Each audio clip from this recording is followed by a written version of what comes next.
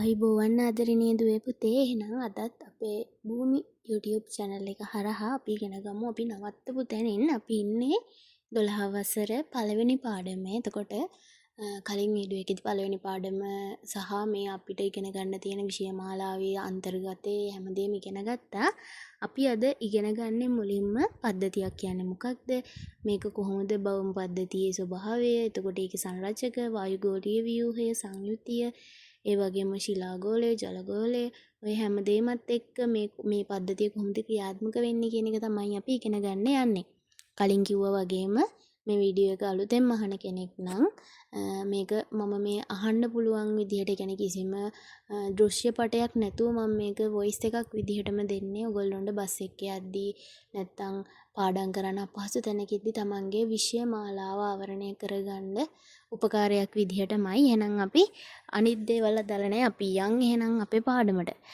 පද්ධතිය අපිට මුලින්ම මාතෘකාව විදිහට තියෙන භෞම පද්ධතිය. භෞම පද්ධතියේ අනු මාතෘකාවක් විදිහට තියෙනවා පද්ධතියක් යනු කුමක්දයි හැඳින්වීම. ඕකේ, එහෙනම් අපි බලමු මොකද්ද මේ පද්ධතියක් කියන්නේ කියලා. පද්ධතියක් යනු සංරචක රාශියක් එකිනෙකට සම්බන්ධතාවයෙන් යුතුව නිශ්චිත සීමාවක් තුල ක්‍රියාත්මක වෙන ව්‍යුහයකි. ආයවතාවක් කියනවා පද්ධතියක් යනු සංරචක රාශියක් එකිනෙකට සම්බන්ධතාවයෙන් යුතුව නිශ්චිත සීමාවක් තුල ක්‍රියාත්මක වන ව්‍යුහයකි. මේක තමයි පද්ධතිය කියන මොකද්ද පද්ධතිය කියලා ඇහුවොත් පද්ධතිය කියන එකේ තේරුම. පද්ධතියක ශක්තිය හා ද්‍රව්‍ය හෙවත් පදාර්ථ හුවමාරු වීමේ ස්වභාවය අනුව පද්ධති වර්ග 3කට බෙදා දක්වනවා. උතේ මේ පද්ධතියක් ඇතුලේ ගත්තාම ශක්තිය සහ පදාර්ථ හුවමාරු වෙනවා. මේ හුවමාරු වෙන විදිහත් එක්ක අපි පද්ධති කියන දේ වර්ග 3කට බෙදා දක්වනවා.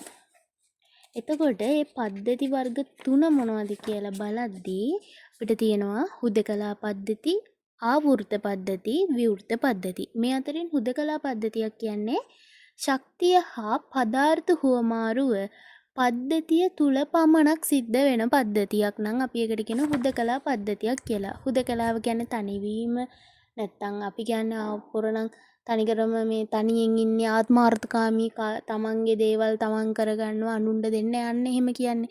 ඒ වගේ තමයි මේ හුදකලා පද්ධතිය ඇතුලේ ශක්තිය සහ පදාර්ථ හුවමාරුව කියන එක පද්ධතිය ඇතුලේමයි සිද්ධ වෙන්නේ. මේකට නිදසුන තමයි සෞරග්‍රහ මණ්ඩලය. මොකද සූර්යාගෙන් අපිට ශක්තිය ලැබෙනවා සහ අපි ඒ ශක්තිය මත ක්‍රියාත්මක වෙනවා. එතකොට අපිට පිටින් කිසිම බාහිර ශක්තියක් ආරෝපණය වෙන්නේ නැහැ. අපේ සෞරග්‍රහ මණ්ඩලය ඇතුලේ ශක්තිය බෙදා හැරීම සහ පදාර්ථයේ හුවමාරු වීම සිද්ධ වෙන්නේ වෙන සෞරග්‍රහ මණ්ඩලවල සූර්යාලාගෙන් නෙවෙයි, අපිට ඉන්න අපේ එකම සූර්යාගෙන් තමයි අපිට ශක්තිය ලැබෙන්නේ. අන්න හුදකලා පද්ධතියකට උදාහරණය තමයි සෞරග්‍රහ මණ්ඩලය. ආවෘත පද්ධති. පද්ධති හුවමාරුව සඳහා වැසුණු ශක්තිය පමණක් පිටතින් හුවමාරු වෙන පද්ධතිවලට අපි කියනවා ආවෘත පද්ධති කියලා. ඒ කියන්නේ අනුන්ගේ බාණෙන් එළිය බලනවා වගේ තමයි. ශක්තිය විතරක් ඒගොල්ලෝ හුවමාරු කරනවා. හැබැයි පදාර්ථ හුවමාරු කරන්නේ නැහැ. ඉගෙන ගන්නවා. හැබැයි නෝට් ටික එතකොට Taman තේරුම් ගත්ත ටික කවදාවත් වෙන කෙනෙක්ට කියන්නේ නැහැ. හැබැයි වෙන අයගෙන් ගන්නවා. අන්න ඒකට අපි කියනවා ආවෘත පද්ධති. මේකට නිදසුන තමයි පුතේ පෘථිවි පද්ධතිය. ඊළඟට අපි යන් විවෘත පද්ධති වලට. විවෘත පද්ධති කියන්නේ ශක්තිය සහ පදාර්ථ යන දෙකම සඳහා විවෘත වූ පද්ධති.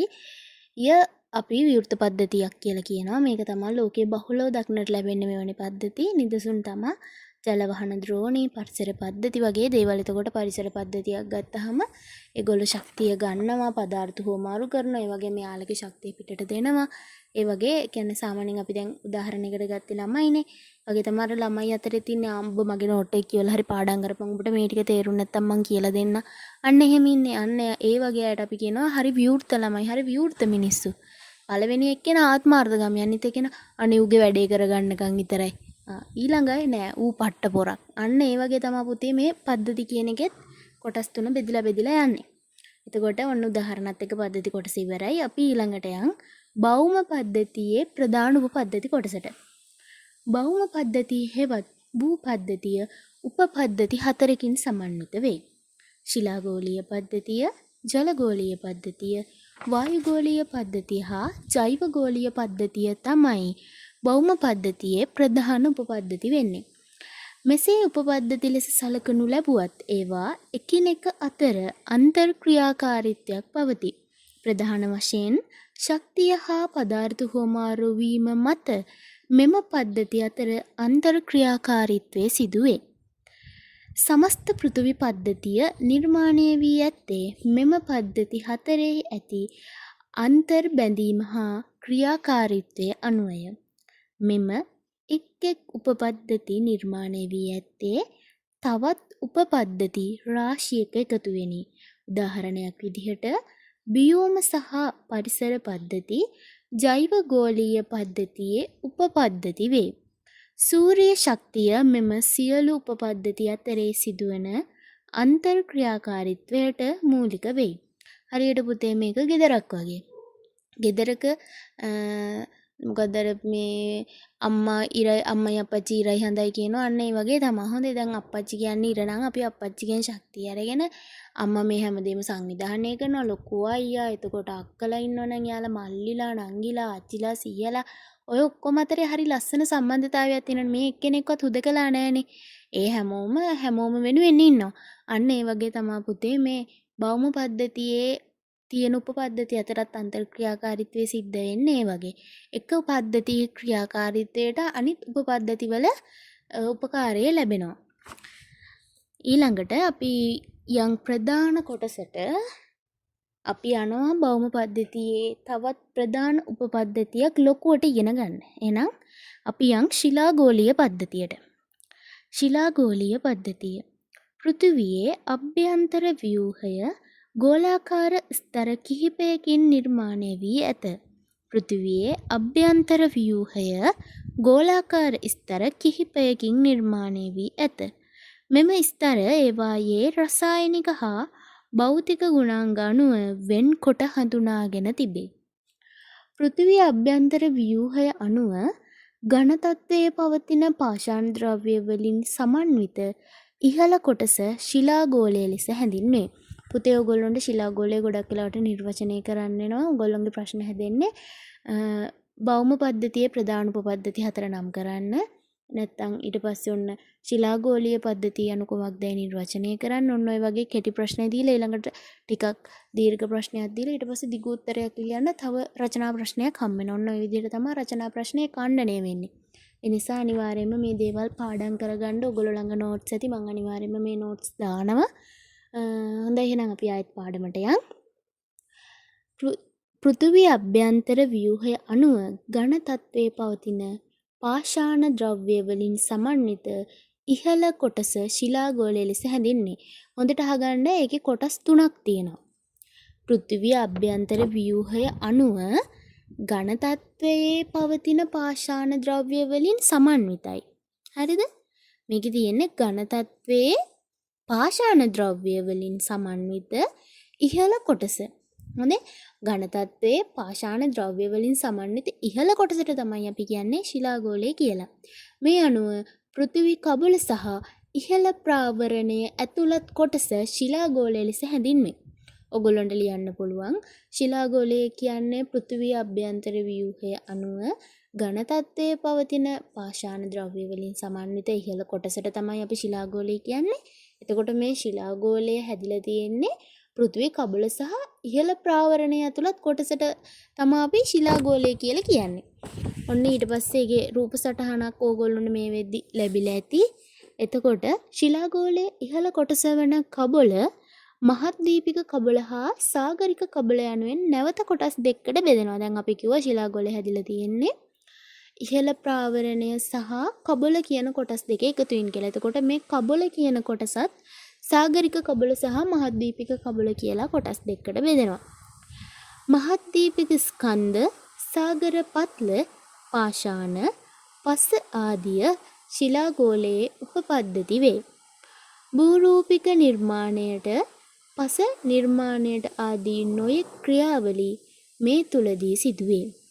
එමෙන්ම ශිලාගෝලය එකිනෙකින් වෙන් වූ භූ තැටි ලෙස පිහිටා තිබීමත් එම තැටි ක්‍රියාකාරීත්වය පෘථිවි කබලයේ විවිධ වෙනස් වීම් ඇතිවීමට හේතු වීමත් අවධාරණය කළ යුතු කරුණක් වේ. ශිලාගෝලය කියන්නේ එකිනෙකින් වෙන් වූ භූ තැටි විදිහට පිහිටලා තියෙන්නේ. එම තැටිවල ක්‍රියාකාරීත්වය තියෙනවා. ඒ ක්‍රියාකාරීත්වය මත මේ පෘථිවි කබලයේ විවිධ වෙනස් වීම් ඇති වෙනවා කියන එක තමයි මෙතන කියන්නේ. ඔයගොල්ලෝ ඉදිරියට ඉගෙන ගන්නවා තැටි මායිම් ක්‍රියාකාරීත්වය. එතකොට ඔයගොල්ලන්ට මේක තව දුරටත් පැහැදිලි වෙයි. ශිලාගෝලයේ මතුපිට ස්තරය වන කබොලේ පාෂාණ හා පස මානුෂ කටයුතු කෙරෙහි ඍජුවම බලපාන සාධක වේ. ශිලාගෝලයේ මතුපිට ස්තරය වෙන කබොලේ පාෂාණ හා පස මානුෂ කටයුතු කෙරෙහි ඍජුවම බලපාන සාධක වේ. හොඳයි අපි එහෙනම් යන් වායුගෝලීය පද්ධතියට. පෘථිවියේ ගුරුත්වාකර්ෂණ ශක්තිය මගින් පෘථිවි තලය හා බැඳී පවතින විනිවිද පෙනෙන නිර්ගන්ධ වායු ආවරණය වායුගෝලය ලෙස හැඳින්වේ. නැවත වතාවක් කියනවා හොඳට අහගන්න කොටස් ටික. පෘථිවියේ ගුරුත්වාකර්ෂණ ශක්තිය මගින් පෘථිවි තලය හා බැඳී පවතින විනිවිද පෙනෙන නිර්ගන්ධ වායු ආවරණය වායුගෝලය ලෙස හැඳින්වේ.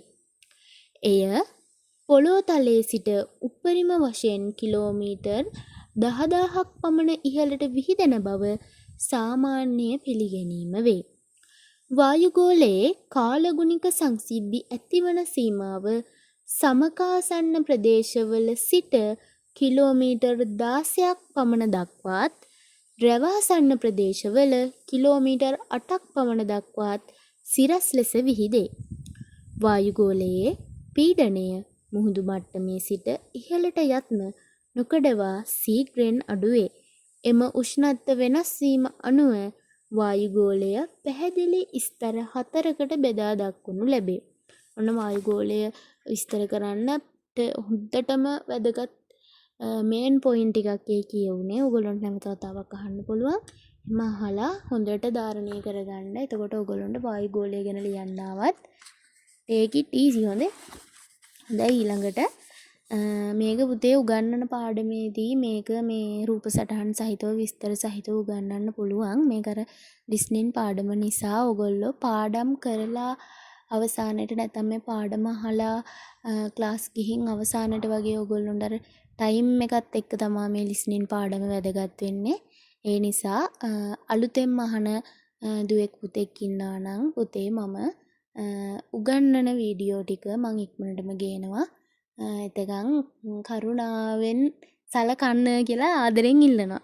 අපි යන් ඊළඟට ශිලාගෝලය ගැන අපි ඉගෙන ගත්තා. දැන් වායුගෝලය ගැන ඉගෙන ගන්නවා. අපි කියන්නේ වායුගෝලයේ මේ උෂ්ණත්ව වෙනස් වීම මත වායුගෝලයේ පැහැදිලි ස්තර 4කට වෙන් කරනවා කියලා. අන්නේ පැහැදිලි ස්තර 4 තමයි පුතේ පරිවර්තී ගෝලය, අපරිවර්තී ගෝලය, මෙසෝගෝලය සහ තාපගෝලය. ඔන්න පුතේ අපි දැන් කතා කරන්න යන්නේ පරිවර්තී ගෝලය. පරිවර්තී ගෝලය තමයි වැදගත්ම ගෝලය. මොකද සියලුම ওই මානුෂික ක්‍රියාකාරකම් ඔක්කොම වගේ සිද්ධ වෙන්නේ මෙන්න මේ ගෝලය ඇතුලේ හින්දා. අපි බලමු මොකද්ද මේ පරිවර්තී ගෝලය කියන්නේ කියලා. පෘථිවි පෘෂ්ඨයට ආසන්නයේම පිහිටි වායුගෝලීය ස්තරය වන මෙය පෘථිවි පෘෂ්ඨයේ සිට කිලෝමීටර් 8ත් 16ක් පමණ දක්වා ඉහළට විහිදේ. ඉහළට යන සෑම මීටර් 1000කටම සෙල්සියස් අංශක 6.4ක් බැගින් උෂ්ණත්වයේ පහළ බැසීම පරිසර පතන ශීඝ්‍රතාව ලෙස හැඳින්වේ. මෙම ස්තරයේ විශේෂම ලක්ෂණය වන්නේ මෙම කාරණාවයි. වායුගෝලයේ අඩංගු මුළු වායු ප්‍රමාණයෙන් 96ක් පමණ අන්තර්ගත වන්නේ මෙම වායු කලාපයේය.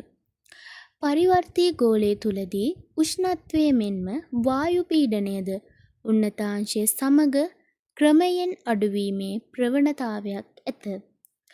පරිවර්තී ගෝලය තුලදී උෂ්ණත්වයේ මෙන්ම වායු පීඩනයද උන්නතාංශය සමග ක්‍රමයෙන් අඩුවීමේ ප්‍රවණතාවයක් ඇත. පුතේ මෙතන උන්නතාංශය කියන්නේ මේ උඩට යන්න කියන්නේ උස වැඩි වෙනවත් එක්කම උෂ්ණත්වයේ වෙනස විතරක් නෙමෙයි වායුගෝලීය පීඩනයත් වෙනස් වෙනවා කියලා තමයි කියන්නේ.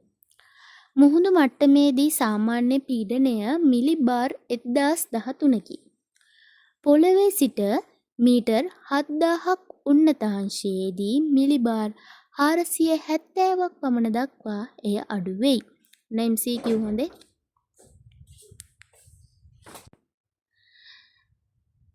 වායුගෝලයේ ජල වාෂ්ප වලාකුළු අන්තර්ගත වන්නේ පරිවර්තී ගෝලයේය. කාලගුණික ක්‍රියාවලි දක්නට ලැබෙන්නේ මෙම ස්තරය තුලය. ඒ වගේම සූර්යාගේ සිට ලැබෙන ආගාමී කිරණ නැත්නම් සූර්ය විකිරණය මගින් පෘථිවි තලයේ තාපවත් වන අතර වායුගෝලයට උණුසුම් වන්නේ පොළොව තලයේ සිට සන්නයනය වෙන භූ විකිරණ මගිනි. භූතලයේ සිට ඉහළට යත්ම උෂ්ණත්වයේ ක්‍රමයෙන් අඩුවන්නේ මේ නිසාය. ආයවතාවක් කියනවා සූර්යාගේ සිට ලැබෙන සූර්ය විකිරණය මගින් පෘථිවි තලය තාපවත් වන අතර වායුගෝලය උණුසුම් වන්නේ පොළොව තලයේ සිට සන්නයනය වෙන භූ විකිරණ මගිනි. මේකෙදි කියන්නේ පුතේ අපිට ඉරෙන් එන හිරු කිරණ කියමුකෝ. හරි ඒක තාපවත්නේ. හරි තාපවත් ශක්තියක් තියෙන. ඒකින් රත් වෙන්නේ පොළොව තලයේ පුතේ. වායුගෝලය රත් වෙන්නේ නෑ එන සූර්ය කිරණෙන්. වායුගෝලය රත් වෙන්නේ ඒ එන සූර්ය කිරණ අපේ පෘථිවියේ ස්පර්ශ වෙලා වායු විකිරණය වෙනවනේ.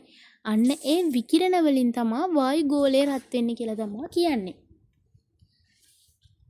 ඊළඟට නැවත වතාවක් කියනවා වායුගෝලයේ ජල වාෂ්ප වලාකුළු අන්තර්ගත වෙන්නේ මේ පරිවර්තී ගෝලයේ.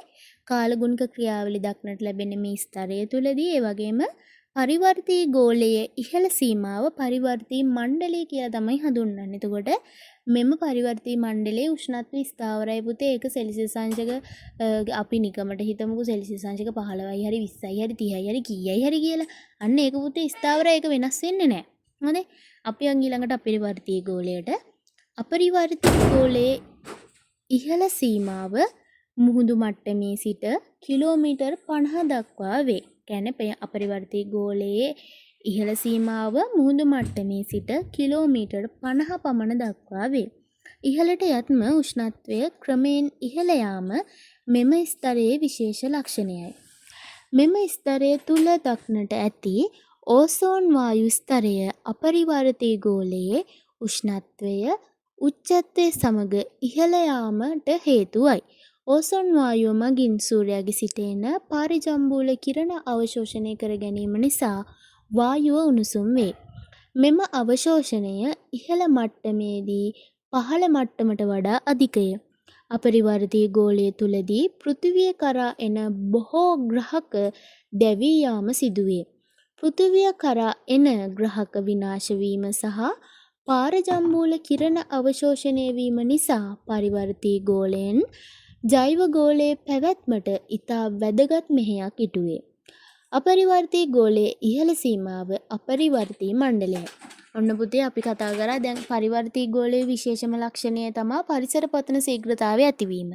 ඊළඟට අපරිවර්තී ගෝලයේ තියෙන විශේෂම ලක්ෂණය තමයි මේ ඕසෝන් වියන පැවතීම සහ සූර්යාගේ සිටෙන පාරජම්බූල කිරණ කියන අහිතකර කිරණ නවත්තනවා. උල්කාපාත වගේ අහිතකර දේවල් එන එක නවත්තලා අර ආරක්ෂක වලල්ලක් විදිහට ක්‍රියාත්මක වෙනවා. ඊළඟට අපි යන් මෙසෝගෝලයට. මෙසෝගෝලයේ ඉහළ සීමාව කිලෝමීටර් 80 දක්වා විතර ඉහළට යනවා. ඉහළට යත්ම උෂ්ණත්වය මේකෙදි සීග්‍රෙන් අඩු වෙනවා. වායුගෝලයේ උෂ්ණත්වය අඩුම ස්තරය මේකෙදි උෂ්ණත්වය සෙල්සියස් අංශක 90ක් විතර වෙන. يعني දැන් වතුර නටන්නේ සෙල්සියස් අංශක 100 උෂ්ණත්වයෙන්. එතකොට මෙතන මේ මෙසෝගෝලය ඇතුලේ උෂ්ණත්වය සෙල්සියස් අංශක 90ක් විතර වෙනවා. මේක ඇතුළේද පුතේ වේගවත් සුළං ධාරා දක්නට ලැබෙනවා. يعني පැය කිලෝමීටර් 3000ක විතර වේගෙන් යන වේගවත් සුළං ධාරා දක්නට ලැබෙනවා. ජල වාෂ්ප වලාකුළු සහ දූවිලි අංශු කියන දේවල් මේකේ ඇතුලේ අන්තර්ගත වෙන්නේ නැහැ පුතේ. දැන් මේ අපි ඉන්නේ තුන්වෙනි ගෝලයේ ඇතුලේ පරිවර්තී ගෝලයෙන් අපරිවර්තී ගෝලයට ගියා. මේ දැන් අපරිවර්තී ගෝලයෙන් මෙසෝ ගෝලයට ඇවිල්ලා ඉන්නේ. මේකේ ඇතුලේ ජල වාෂ්පවත් වලාකුළුවත් දූවිලිවත් මොනවත් නැහැ. මේකේ ඇතුලේ වේගවත් සුළං ධාරා යනවා සහ මේකේ ඇතුලේ උෂ්ණත්වය සෙල්සියස් අංශක 90ක් විතර වෙනවා. ඔන්න ඒක තමයි මෙසෝ ගෝලයේ ලක්ෂණය. ඊළඟට අපි යන් තාප ගෝලයට. තාප ගෝලය ගැන පුතේ ලොකු කතන්දර නැහැ. තාප ගෝලයේ තියෙන මෙසෝ ගෝලයටත් උඩින්. එතකොට මේ තාප ගෝලයේ ඉහළ සීමාව කිලෝමීටර් 120ක් පමණ දක්වා වෙනවා. උෂ්ණත්වය උන්නතාංශයේ සමග ඉහළ යනවා. මේකේ උෂ්ණත්වය සාමාන්‍යයෙන් සෙල්සියස් අංශක 1500ක් විතර එනවා. මම ඒකට කියන්න දන්නේ වතුර නටන උෂ්ණත්වය වැඩි කිරීම 15 කියලාවත් දාගනින්න. මම ඔකට උදාහරණ කියන්න දන්නේ නැහැ. මොකද සෙල්සියස් අංශක 15000 කියන්නේ කොහොම තත්ත්වයක්ද කියන්න මන් දන්නෙත් නැහැ. ඔන්න හරි. වතුර නටන උෂ්ණත්වය වැඩි කිරීම 15. හරි. ඊළඟට අපි යන් වායුගෝලීය සංයුතියට. වායුගෝලීය සංයුතිය ගත්තම් පුතේ වායුගෝලය ඇතුලේ තියෙනවා වායු වර්ග කිහිපයක්. අපි ඒවා හඳුන්වනවා ඒ වගේ ගති ලක්ෂණ අනුව. වායුගෝලීය සංයුතියේදී අපි ඉගෙන ගන්නවා ස්ථීර වායු, විචල්්‍ය වායු, සක්‍රීය වායු සහ මේ වායුගෝලය ඇතුලේ තියෙනවා තව මේ වායුන් වලට අයිති නොවනේවා අපි ඒවට කියනවා වායුමය නොවන දේවල් සහ තවත් මේකට ඇඩිෂනල් එකතු වෙනවා දූෂක. මිනිස්සු දාන ඒවා තියෙන්නේ අන්න ඒවා තියෙනවා. ඇඩිෂනල් එකතු වෙන දේවලුත් තියෙනවා. එහෙනම් අපි දැන් ඉගෙන ගමු මේ වායුගෝලීය සංයුතියේදී මොනවද තියෙන්නේ කියලා. නයිට්‍රජන් තියෙනවා පුතා 78.09ක්. නයිට්‍රජන් 78.09ක්. මේක පුතා ගුරුවරයාගෙන් ගුරුවරයාට වෙනස් වෙන්න පුළුවන්. දෙන නෝට් එක අනුව වෙනස් වෙන්න පුළුවන්. මං බේසික්ම යොදාගන්නේ ගුරුවත් පොත. ඒ නිසා ගුරුවත් පොතේ තියෙන එක තමා මේ උගන්වන්නේ. එතකොට ඔයගොල්ලන්ට මොනවා හරි ප්‍රශ්නයක් තියෙනවා නම් කම්පෙයාර් කරලා බලන්න පුළුවන්. මොකද මේ වෙන කොහෙන්වත් ගත්ත නෝට් එකක් නෙමෙයි මේ ගුරුවත් පොත තියෙන්නේ. ඔයාලටත් පාඩම් කරන්න නෝට් නෑ වගේ කියලා හිතනවා නම් වෙබ් එකට ගියා ගත්ත ගුරුවත් පොත 13 වසර 12 වසර අරගෙන ගන්න print out එකක් ගහගන්න ඉර ටික highlight කරගන්න පාඩම් කරන්න. හරි. ස්ථීර වායු වලට අයිති වෙන නයිට්‍රජන් තියෙනවා 78.09ක්. ඒ වගේම ඔක්සිජන් උත් අයිති වෙන්නේ මේ ස්ථීර වායු කියන එකට. ඔක්සිජන් තියෙනවා 20.9.5ක්. ඊළඟට විචල්්‍ය වායු ගණයට අයිති වෙනවා ජල වාෂ්ප, කාබන් ඩයොක්සයිඩ් සහ ඕසෝන්. ජල වාෂ්ප තියෙනවා 0.2ත්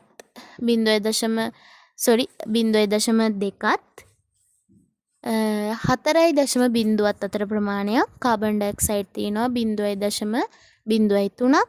ඕසෝන් තියෙනවා 0.04ක්. MCQ වලට අහනවා. දැන් මම MCQ ටිකක් දානවා ෂෝට් වීඩියෝස් විදිහට. එතකොට ඔයාලට බලාගෙන යන්න පුළුවන් තමන්ගේ උත්තර හරිද කොහොමද කියලා.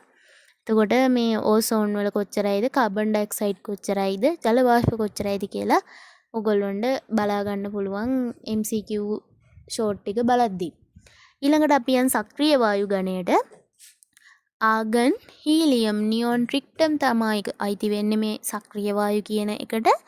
ආගන් තියෙනවා පුතා 0.93ක්. ඒ වගේම හීලියම්, නියොන්, ක්‍රිප්ටන් තියෙන්නේ අංශු මාත්‍ර වශයෙන්.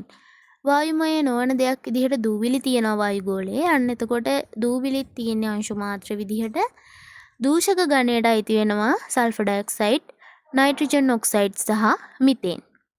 එතකොට මේ දේවලුත් අංශු මාත්‍ර විදිහට තමා මේ වායුගෝලය ඇතුලේ තියෙන්නේ. ඊළඟට අපි අවසාන වශයෙන් කතා කරමු වායුගෝලීය පද්ධතියේ වැදගත්කම. වායුගෝලීය පද්ධතියේ වැදගත්කම කිව්වහම පද්ධතියක් විදිහට පෘථිවියට වඩාත් සමීප මෙන්ම වැදගත් වන්නේ පරිවර්තී ගෝලයයි. කාලගුණික ක්‍රියාවලිය පොළොව තලයේ සිට කිලෝමීටර් 16ක් පමණ දක්වා වූ කලාපයකට සීමා වීම එයට ප්‍රධාන හේතුවක් වෙනවා. වායුගෝලය ජීවයේ පැවැත්මට අත්‍යවශ්‍යම සාධකයක්. ඒ වගේම ඕසෝන් ස්තරය මගින් නැත්නම් O3 ස්තරය මගින් පාරජම්බුල කිරණ පාලනය කරනවා. අපරිවර්තී ගෝලය තුලදී පෘථිවිය කරා එන ග්‍රහක වස්තුන් දැවී යාමට ලක්වීමද වැදගත් සංසිද්ධියක් වෙනවා තමයි පුතේ වායුගෝලීය පද්ධතියේ වැදගත්කම. එහෙනම් අපි වීඩියෝ එක ගොඩක් දිගට අදින්නේ නැහැ. මොකද පැය දෙක තුනක් අහදින් ඉඳ යනවා. ඒ නිසා පුතේ අපි ඊළඟ වීඩියෝ එකෙන් ජලගෝලීය පද්ධතිය ගැන කතා කරමු නෙමෙයි අපි ආමු. එහෙනම් එකතු වුණ හැමෝටම ගොඩක් ස්තුතියි. අපි බලමු කොහොමද ඉතුරු කටයුතු සිද්ධ වෙන්නේ කියලා. පාඩම හොඳට අහන්න, නොතේරෙන දේවල් තියෙනවා නම් අහන්න. ඉස්සරහටත් ලස්සනට පාඩම් ටික අහගෙන තමන්ගේ වැඩේ කරගෙන කැම්පස් යන හීනෙ වෙනුවෙන් යන හැමෝටම මේක උදව්වක් වෙන්න ඕන. එහෙනම් good bye.